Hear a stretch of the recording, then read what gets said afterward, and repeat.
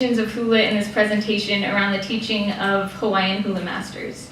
Sharon Mahealani Rao, a native Hawaiian hula dancer and scholar, defines hula as a, quote, moving encyclopedia inscribed into the sinews and postures of dancers' bodies, a lived experience, continually reforming identity in and through movement.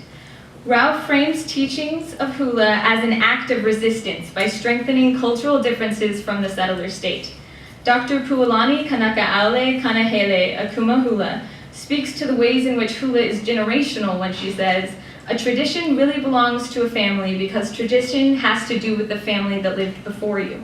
Dr. Kanahele asserts that the longevity of hula is dependent upon family, and each family's kuleana to pass the teachings of hula on to the next generations. In this way, hula is inextricable from its roots in Hawaiian genealogy. Beginning in the late 1800s, the Hawaii Promotional Committee painted hula as a performance for the sole purpose of entertainment, erasing its roots in Hawaiian genealogy. The committee sent Kini Kapahu to perform hula in the continental United States. In reference to Kapahu's show, an 1893 newspaper reads, quote, performing the national dance of Hawaii, these dancers illustrated the barbaric customs of Hawaiian life for American viewers. To continental Americans, hula began to represent generosity and enticing spirit of all female Hawaiians, characteristics Americans placed upon Kapahu, not supported by her. When Native dancers participate in performances like Kapahu's, the line between settler gaze and an indigenous performer's agency begins to blur. The resurgence of hula, led by King David Kalakaua, as well as the Hawaiian cultural renaissance of the 1970s, center the teaching of hula and Hawaiian language as intrinsic to Hawaiian sovereignty. Kapahu was trained under King David Kalakaua. The beginnings of her life as a hula performer and master stem from an era of cultural resistance. However, there are complications that come with cultural movements and performance as a space for resistance. Native Hawaiian scholar Stephanie Nohelani-Teves suggests that dependent upon the context of the performance, culture also runs the risk of constituting the form by which Kanaka Maoli will once again be shackled. Kapahu straddles the position of indigenous performer and performing indigeneity, for while her hula education came from Hawaiian resistance to colonial censorship, her participation in tours that sought to contextualize hula within America's manifest destiny desires furthered American-made Hawaiian stereotypes. Thank you.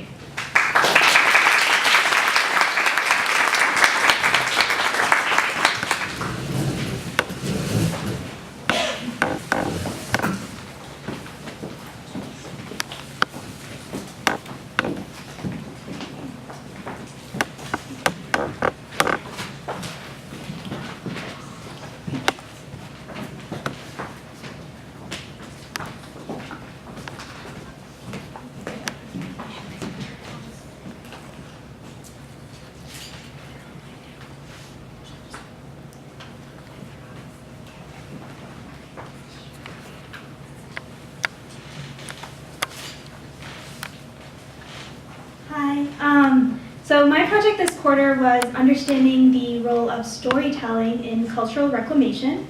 And storytelling is especially significant in the Pacific Islands as it preserves memory across time and space. So in that vein, I have also written a myth that draws on the histories, traditions, and legends across Polynesia and Micronesia specifically. And I hope you guys enjoy this oral retelling.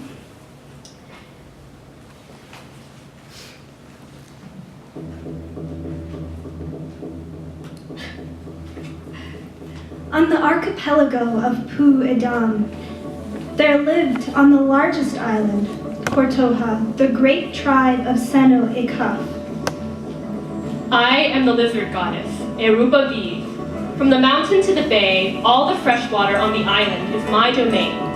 Without me, there would be no harmony between water and life. I am the turtle god, Elite, brother of Erupa, guardian of the seas around Pu'edam. Without me, the bay could not harbor the most vibrant seafood for the people and animals of the islands. Heavy rain along Amina River created a marsh around the bay.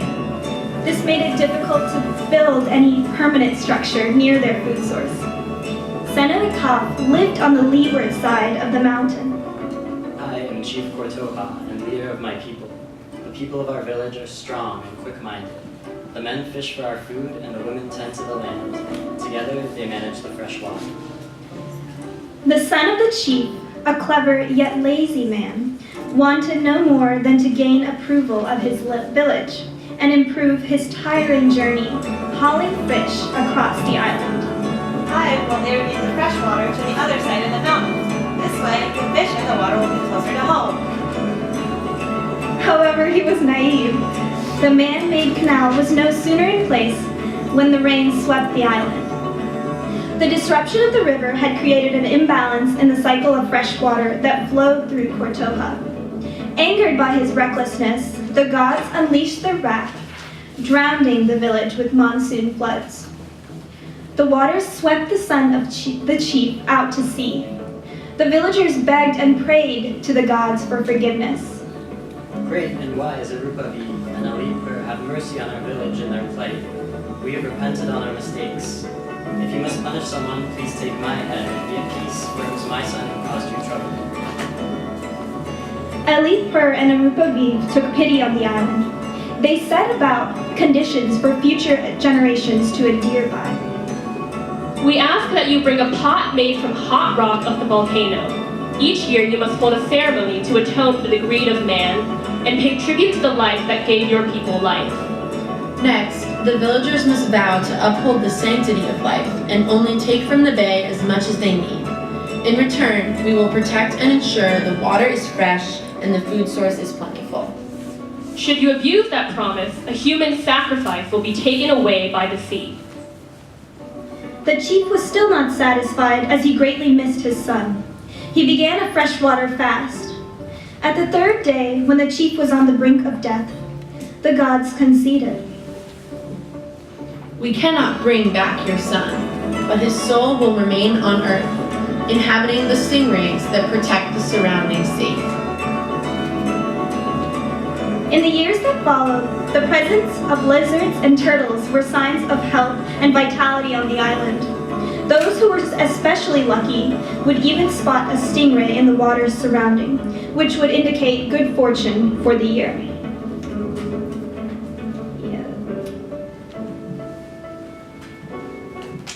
Thank you.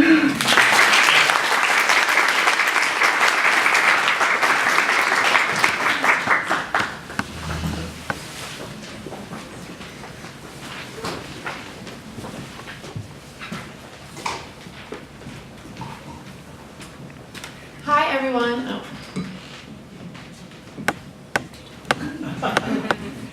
Hi everyone, my name is Maggie Bonet, and today I'm going to be discussing part of my paper, Okaha Oka Aina Ke Ola Koa Poe, which means the breath of the land is the life of the people. And this paper explores the unique ways that both food sovereignty and health equity movements manifest in Hawaii. And I argue that in Hawaii, the indigenous epistemologies that both of these movements employ make them complementary objectives. So in my research, I looked specifically at the work done by Kukua Kalihi Valley, which is a community health center serving the low-income, often marginalized populations of the Kalihi Valley in Honolulu. KKV has established a number of initiatives that actively engage with the food sovereignty activities, while also working to improve the health of the diverse community that it serves. Most notable are KKV's Ho'olu Aina and Returning to Our Roots projects. Ho'olu Aina is a community restoration effort focused on reforestation, food production, and preservation of cultural sites on 100 acres of land in the Kalihi Valley. Meanwhile, Returning to Our Roots activities center around preparing, sharing, and selling the produce grown in Ho'olu Aina, as well as providing educational programming. Today, I'm going to be discussing the ways by which fostering connection between Native Hawaiians and the Aina, or land, these initiatives work towards both food sovereignty and health equity. So, to start, food sovereignty is a term that's pretty highly debated about what the definition is and what it actually means. Via Campesina is an organization that works to advocate for peasant organizations and has been at the forefront of this movement for over a decade. And then in their 2007 Naileni Declaration, they proclaim that food sovereignty is the right of people to healthy, culturally appropriate food produced through ecologically sound and sustainable methods, and the right to define their own food and agricultural systems. However, this definition can mean a lot of different things for different groups. It can mean returning to traditional means of production. It can mean working on sustainability. It can mean engaging in trade. It can mean not engaging in trade. So it doesn't really tell us that much about the way this movement actually manifests. And in my research, I came across this quote by Raj Patel that I think kind of summarizes the movement really well, which is, "It's the right to have rights about food." And while this feels kind of vague and unsatisfying, I found it's one of the best ways to summarize the breadth of the different initiatives that this movement works towards. So in Hawaii, there are many groups that are also working towards food sovereignty in diverse ways. One thing that I noticed in my research is that in Hawaii, food sovereignty is often grounded in a reciprocal relationship with the Aina. So as Claire Gupta notes, Hawaiian food sovereignty is filtered through the lens of aloha Aina, love for the land, and an associated sense of responsibility to care for land and resources. Native Hawaiians believe that they have a shared ancestry with the land and is their kuleana, or responsibility, to care for it.